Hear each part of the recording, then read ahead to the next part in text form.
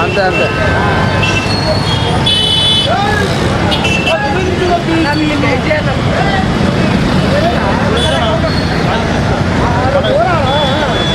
తీసుకుంటానే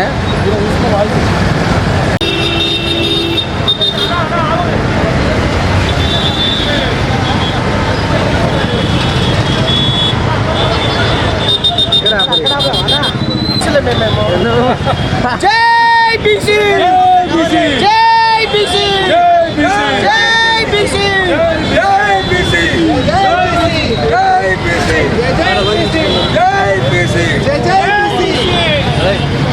బీసీల ఐక్యత వర్ధిల్లాలి వర్ధిల్లాలి ఆపై అంతాపై బీసీల ఐక్యత వర్ధిల్లాలి బీసీల ఐక్యత నా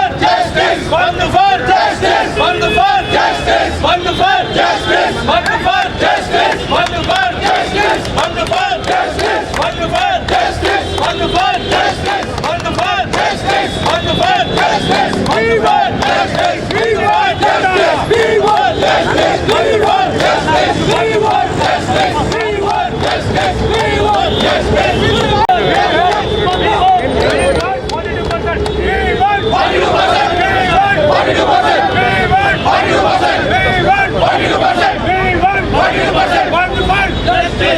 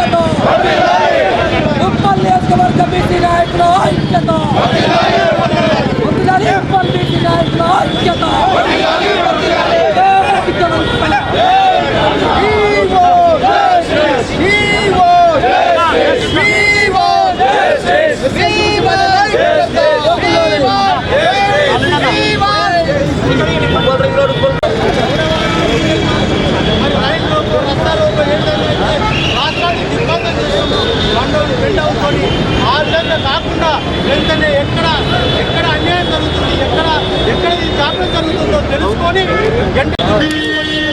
మరి బీసీలని నరేంద్ర మోడీ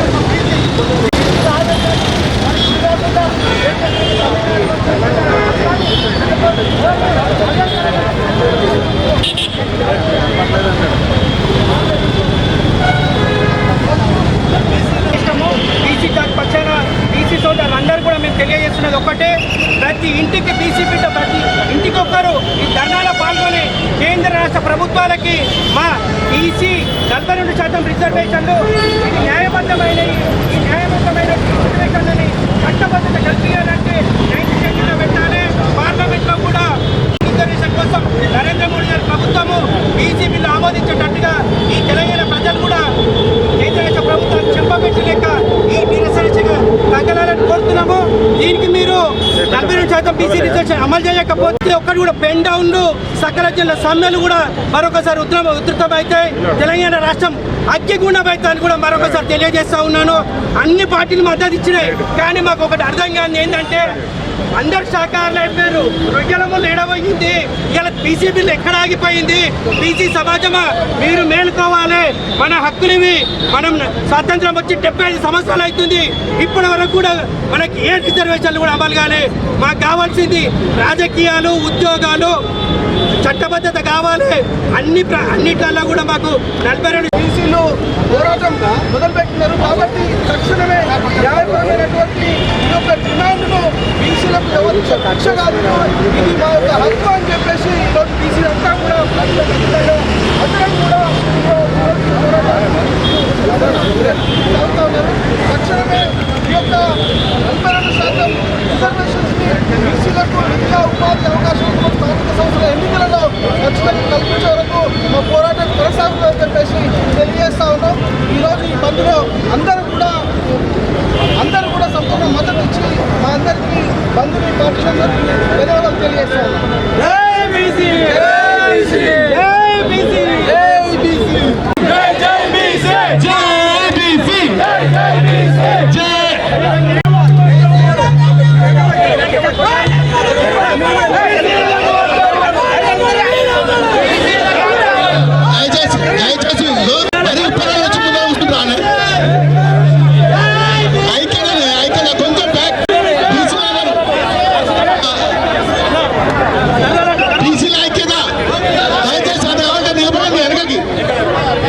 దయచేసి మీడియా మిత్రులకు ఒకటే, ఒక 10 నిమిషాలు మీరు పక్కన ఉంటే మేము మా పని చేసుకుంటాం. తర్వాత ఖచ్చితంగా మీకు వాయిస్ ఇస్తాం.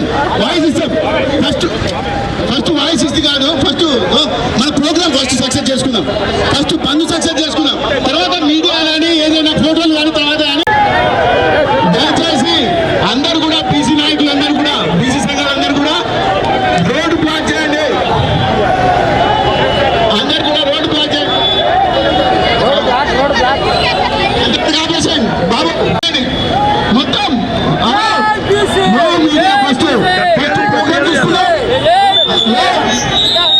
మీడియా నో మీడియా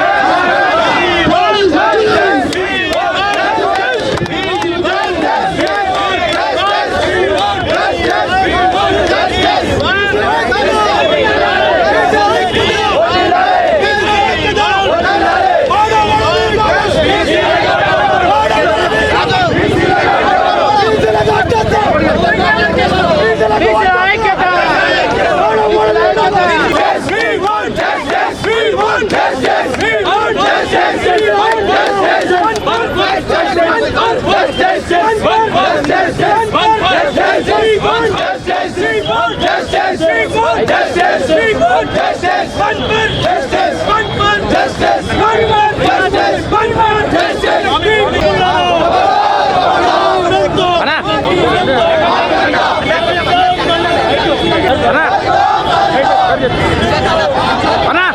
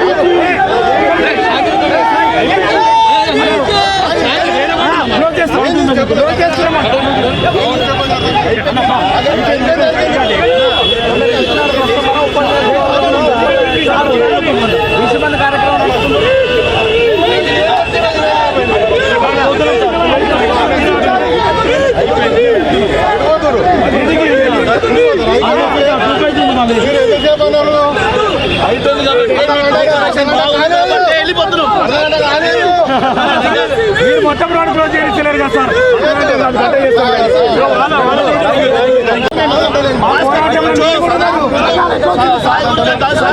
జరుగుతున్న అన్యాయం గురించి మీ సహకారం కావాలి సార్. మాకు మీ సహకారం కావాలి సార్. మాకు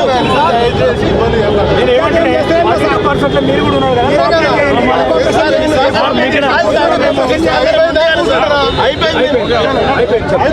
బీసీల ఐక్యత, బీసీల ఐక్యత. చెప్పినప్పుడు మీరు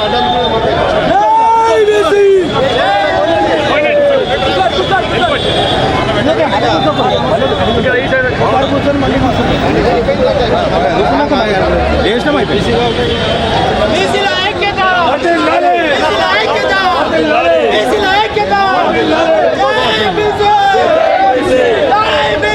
జై బీసీ, జై బీసీ, బీసీల ఐక్యత, బీసీల ఐక్యత. జై బీసీ, జై బీసీ, జై బీసీ, జై బీసీ, బీసీల ఐక్యత.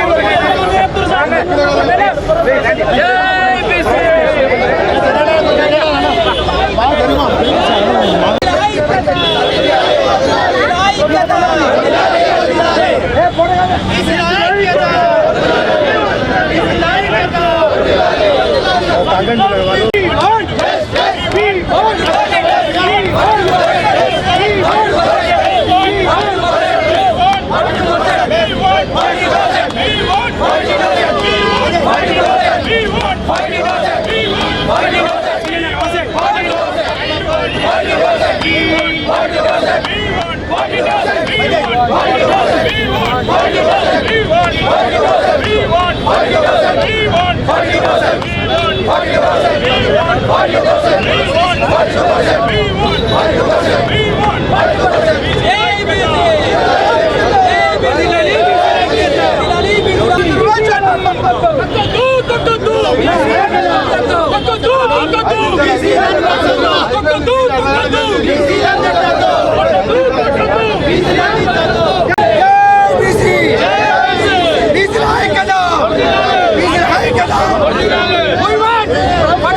want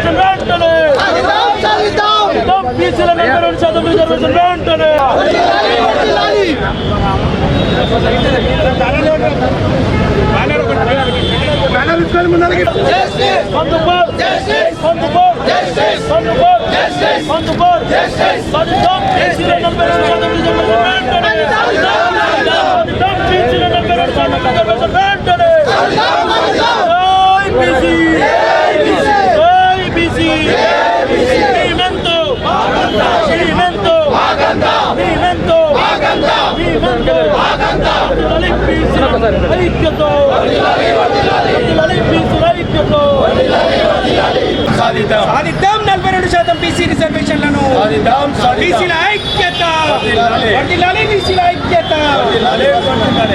వర్ధిల్లాలి ఎస్సీ ఎస్టీ బీసీల ఐక్యత ఈరోజు రాష్ట్ర వ్యాప్తంగా తెలంగాణ బీసీ బంద్ ప్రకటించింది. మరి ఇప్పటివరకు చూసాము, మరి ఇప్పటివరకు చాలా బంధువులు చూసాం. తెలంగాణ నీళ్లు నిధులు నియామకాలని మన తెలంగాణ తెచ్చుకున్నాం. కానీ ఈరోజు ఈ బీసీ బంద్ ఏంటంటే బీసీలకి విద్యాపరంగా, రాజకీయ పరంగా, అదేవిధంగా స్థానిక పరంగా మనకందరికీ కూడా రిజర్వేషన్స్ రావాలని 42% రిజర్వేషన్స్ అందేంత వరకు ఈ పోరాటం కొనసాగుతోంది. రేవంత్ రెడ్డి ప్రభుత్వం కామారెడ్డిలో 42% డిక్లేర్ చేసింది. కానీ ఈ రోజు కడుపులో కత్తులు పెట్టుకొని బీసీలను కౌలించుకుంటుంది ఈ రేవంత్ రెడ్డి ప్రభుత్వం అని చెప్పి తెలియజేస్తా ఉన్నాను. మనం గమనించాలి, ఈ రోజు మనకు అన్ని పార్టీలు మధ్య తెలియజేస్తా ఉన్నాయి, సంతోషం. కానీ ఈ పార్టీలన్నీ కలిసి ఎందుకు 9th షెడ్యూల్లో పెట్టడానికి ప్రయత్నం చేస్తలేదో మనం ఆలోచించాలి.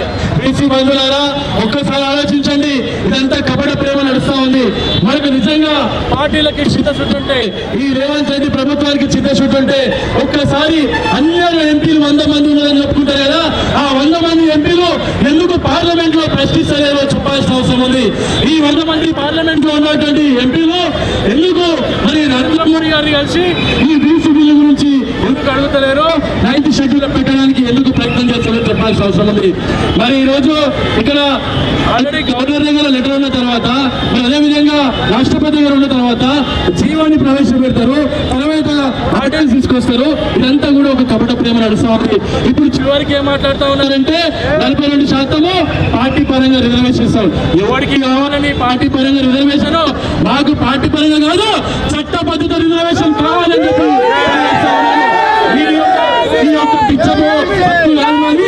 అడుక్కునే బతుకు మేము brilliant caste, not backward caste అని చెప్పి తెలియజేస్తా ఉన్నాను.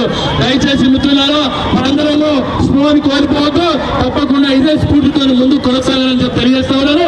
అంతేకాకుండా ఒక చిన్న విషయం ఏంటంటే, ఈ రోజు ఎస్సీలు ఎంతుండ్రో వాళ్ళకంత రిజర్వేషన్ ఇచ్చారు, ఎస్టీలు ఎంతుండ్రో వాళ్ళకంత రిజర్వేషన్ ఇచ్చారు. ఈ రోజు మా అగ్రకులాలు వాళ్ళ 12% ఉంటే 10% రిజర్వేషన్ ఇచ్చారు.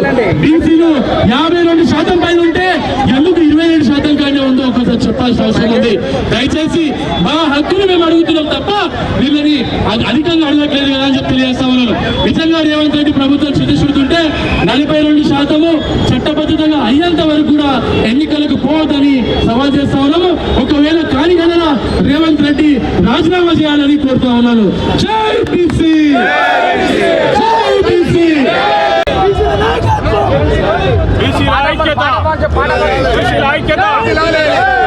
ఈరోజు రాష్ట్రంలో పరిస్థితి నెలకొంది.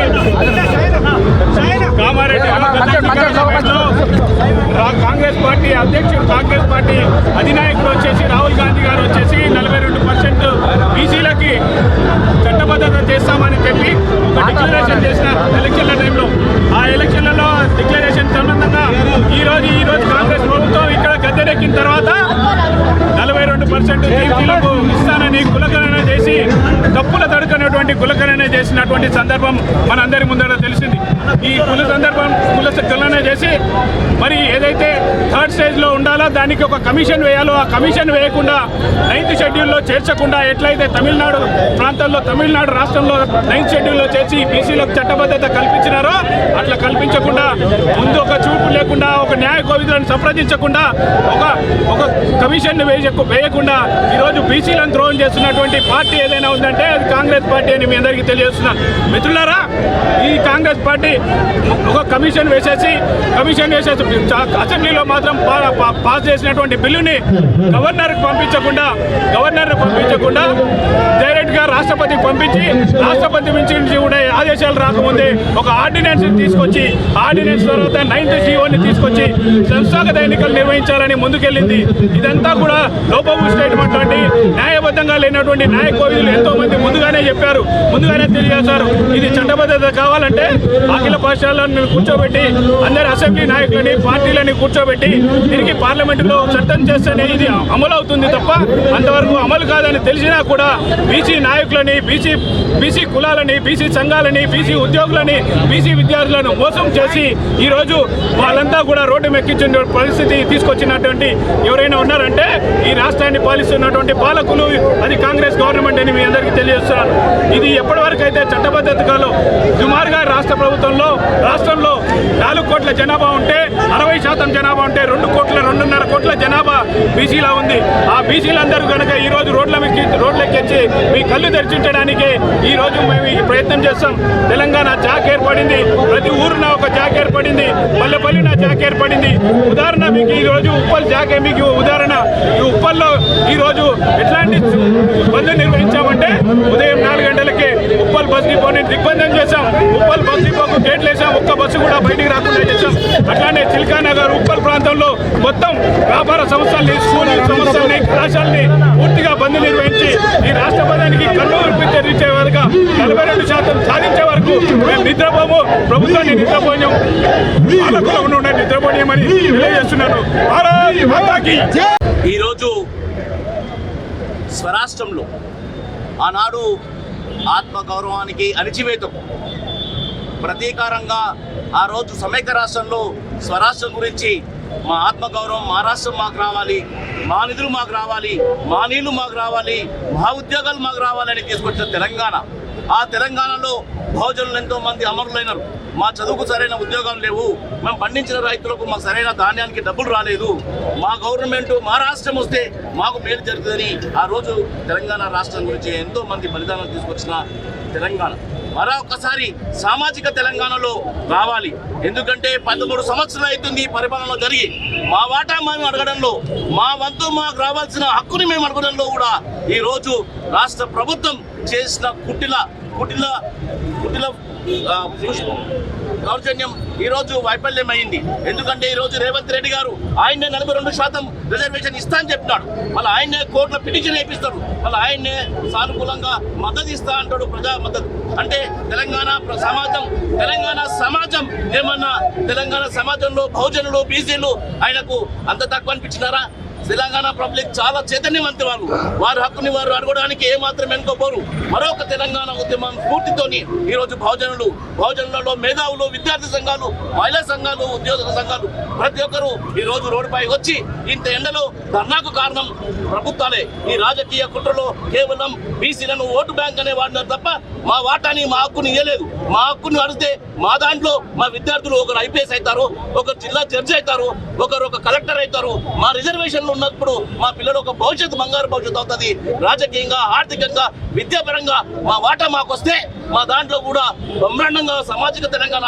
ఈ పక్కన తమిళనాడులో 62% హెచ్చి సామాజికంగా వారందరినీ ప్రోత్సహించినారు. కానీ ఇక్కడ రాజకీయ పార్టీలు బీసీ బిడ్డలను కేవలం ఓటు బ్యాంక్ అనే వాళ్ళని ప్రవేశిస్తున్నారు, మభ్య పెడుతున్నారు. మీకు పెద్దగా జోక్ పాయింట్ ఏంటి అంటే ఈ రోజు బీజేపీ మద్దతు ఇస్తుందంటుంది, ఈ రోజు టీఆర్ఎస్ మద్దతు ఇస్తుందంటుంది, గవర్నమెంట్ మద్దతు ఇస్తుంది. ఇదే మద్దతుని మీరు లిఖితపూర్వకంగా పార్టీగా జడ్జి గారికి న్యాయస్థానానికి పంపండి.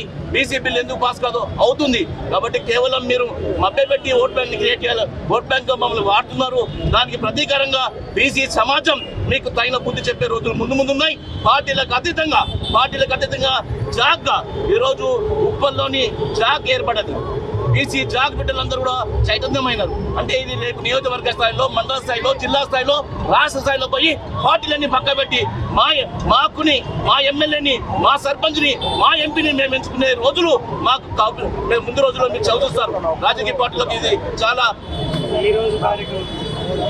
ఈ రోజు కార్యక్రమం ఉప్పల్ జేఏసీ బీసీ ఆధ్వర్యంలో పొద్దున్నే ఉప్పల్ డిపో పోయినాం. ఉప్పల్ డిపో బస్సు అక్కడ అందరినీ కూడా మేనేజర్తో రిక్వెస్ట్ చేసినాం. ఇది ఆత్మగౌరవానికి బీసీ బిడ్డలకు, దాంట్లో మీరు కూడా భాగస్వామ్యం ఉన్నదని వారు రిక్వెస్ట్ చేసినాం. వారు సానుకూలంగా సహకరించారు. డిపో బంద్ చేసినాము. ఆ తర్వాత చిలకనార్ ప్రాంతంలో అందరూ కూడా ప్రతి ఒక్కరు కూడా షాప్ వాళ్ళు వాలంటరీగా వాళ్ళే బంద్ చేస్తారు. ఉప్పల్ మెయిన్ రోడ్లో కూడా వాలంటరీ వాళ్ళు బంద్ చేస్తారు. ముఖ్యంగా ఇక్కడ ఉన్న ఆఫీసర్లు కూడా వాళ్ళ సహకారం అందిస్తున్నారు. కాబట్టి మరొకసారి ధన్యవాదాలు. అందరికీ నమస్కారం.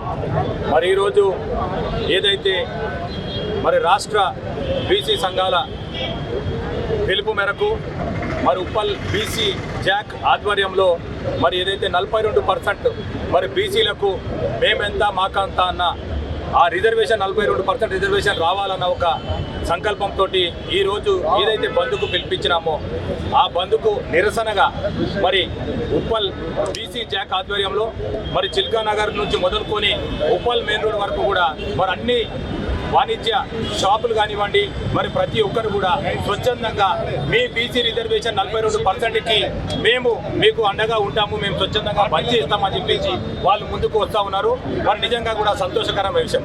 మరి రాష్ట్ర ప్రభుత్వం ఒక డ్రామాగా మొదలుపెట్టి మరి 42% రిజర్వేషన్ ఇస్తామని చెప్పేసి ఈరోజు మరి కోర్టుల తలుపులు తట్టుతూ మరి కోర్టులు ఇస్తలేవు, మరి న్యాయస్థానం దాన్ని పర్మిట్ చేస్తలేదని చెప్పేసి వాళ్ళు ఏవైతే మాట్లాడుతూ ఉన్నారో ఇది నిజంగా కూడా నీచమైన చర్య అని చెప్పేసి కూడా మీ ద్వారా తెలియజేస్తా ఉన్నాం. కేంద్ర రాష్ట్ర ప్రభుత్వం కనుక తలుచుకుంటే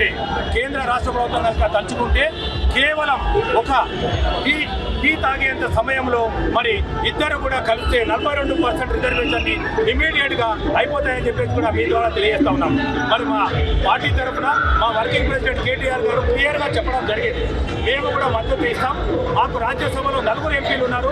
ఆ 4 ఎంపీలని అన్కండిషనల్గా మీరు ఎక్కడికి రమ్మంటే ఎక్కడికి వచ్చి సంతకం పెడతారు, ఆ మద్దతు కూడా మీకు ఉంటుందని చెప్పేసి వారు తెలియజేస్తా ఉన్నారు. మేము చెప్పేది ఒకటే, ఇది కోర్టుల ద్వారా అయ్యేది కాదు.